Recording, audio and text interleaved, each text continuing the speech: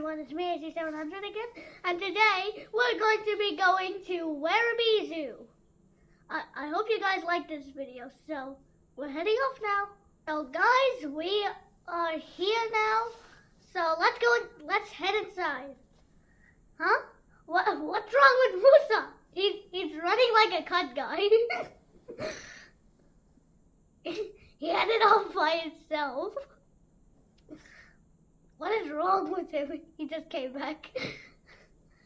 Alright, so now we just went past the cafe and we're heading to the safari buses right now. So we're at this abandoned safari bus and we're just nearby. Look at that bird! Mama, those birds are actually so rare that you can't even find them. Mama, वो bird को देखो. ये देखो.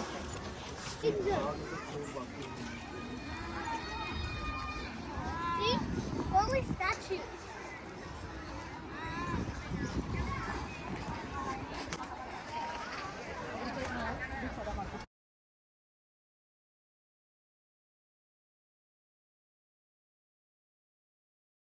We're at the safari bus station.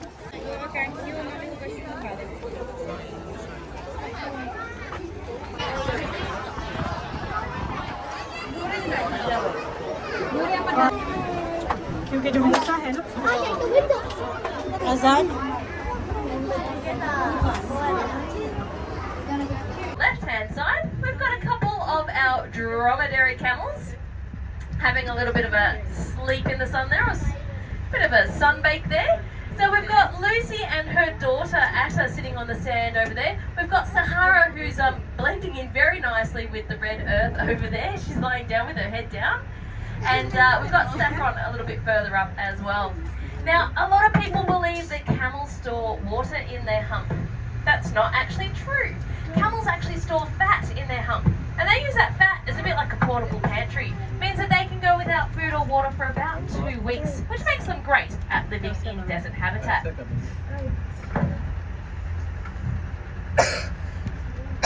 And there's also another species out there that is also great at living in desert habitat. We have our gorgeous scimitar, where they originally came from, and since then we've been reintroducing more and more, and that population's been having babies, so it's getting them bigger and bigger, and then hopefully one day they'll actually start migrating out of that national park and become wild once more. We've got a long way to go before we have one horn.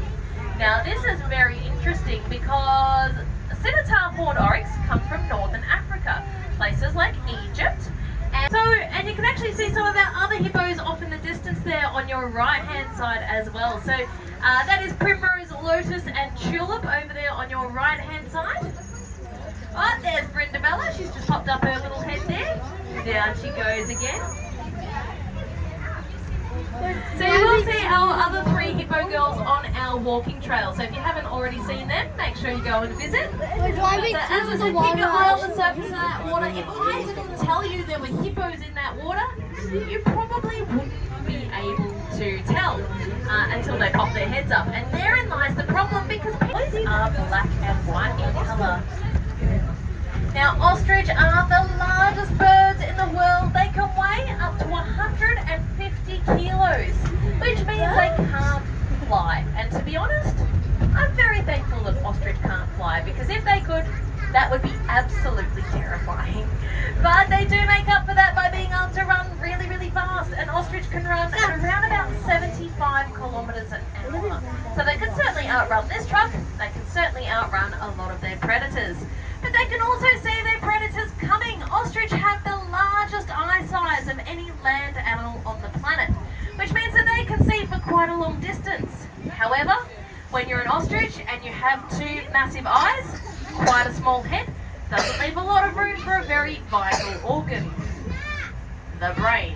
An ostrich's brain is about 1/3 the size of their eyeball. So they're not really the smartest birds on the perch, but they do make up for that by being ridiculously good looking. Right, there, hands down, is the best defense mechanism I've ever heard of. No one wants to eat you if you taste gross, so I think they're onto something there. Now we've got some zebra very, very close to the truck here on your right hand side. We've got a couple of our youngsters. Oh, lots of dust. Sorry, zebras. You can actually see our newest 3 members of our zebra herd right front and centre there. So we've got little Flo right in the middle there. She's our youngest zebra. She's only about 3 or 4 months old. And you can see our younger zebras, their stripes are brown rather than black.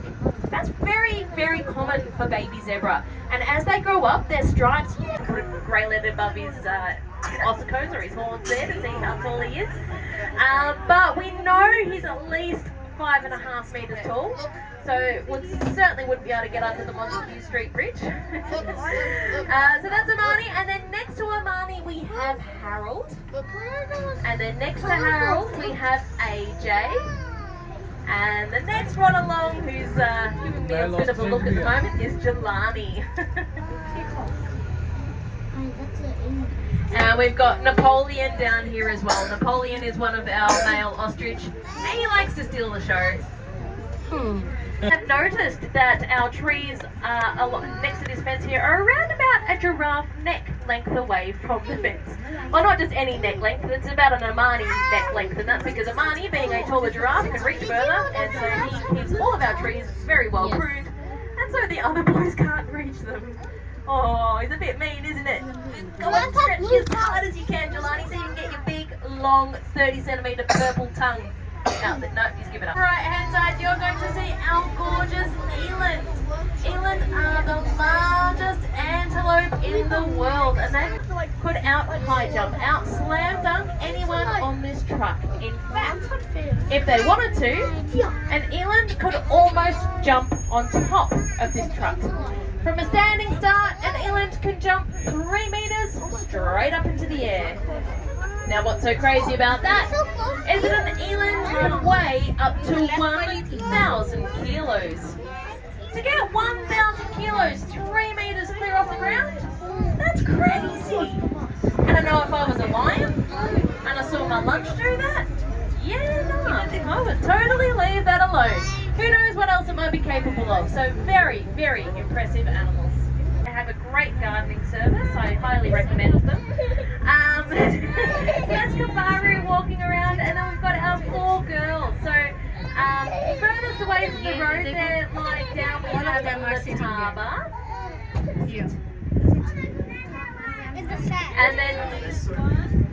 And then lying down in the front here, we have Cece, Mackenzie, and Markay. They're sleeping.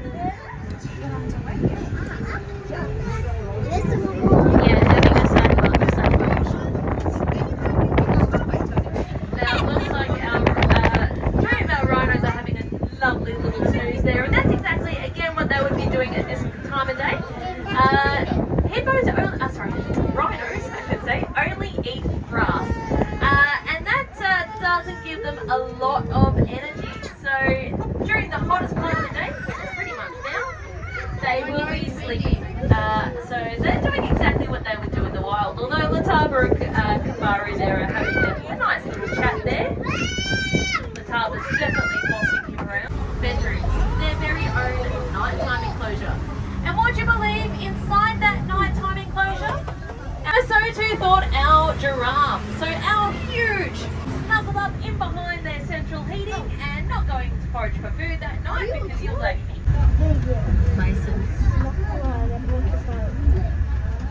Oh, I never saw these on the break phone. Today, as I said, you're helping us fight extinction.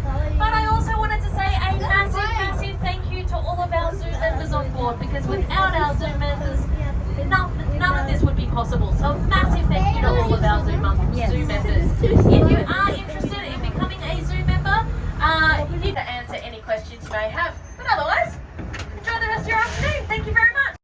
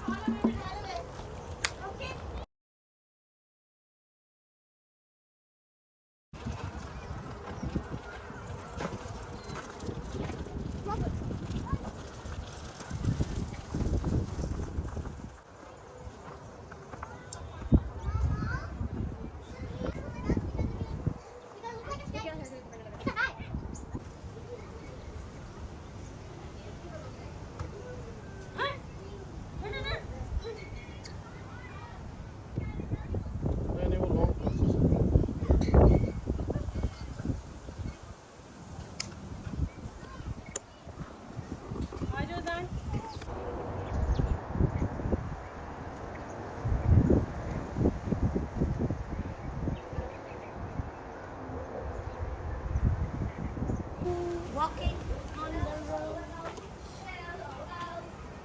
Excuse me. Excuse me. Excuse me. It's me. It's a lizard here. Oh, it's a lizard. How did it come here? I guess that side was right. Yeah, the side was right. Is it blue tongue? Maybe we should get welcome Yeah, back. it is blue tongue.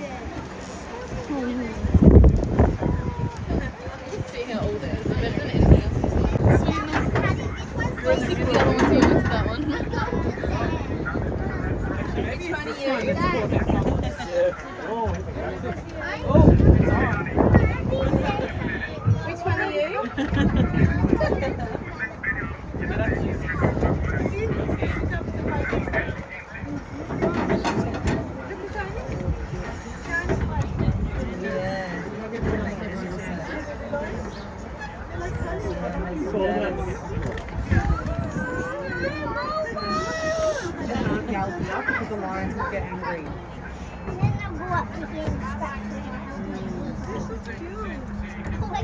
Oh, he's biting him on the bum. Don't bite me on the bum. Oh, ouch. Yeah. You're biting Sam on the butt. Oh, he's a little shit. They're really putting on a show for us. They really are. Here comes Mum. Hang on. Mum's going to say, settle down, kids. She's cool. She's like, they're behaving themselves, having their fun. That's what 3 kids like. It's all getting And there's Mummy. And Daddy's over there.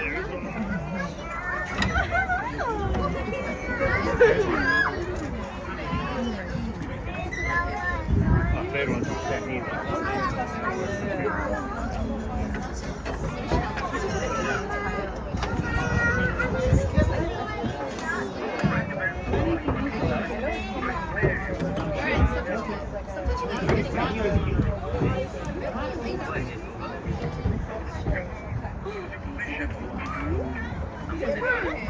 Mummy's coming to see what the kids are doing. Oh, look at that. He's going to ride it. I'm the little one. Silly baby. Silly baby. Yeah, Mummy and the baby.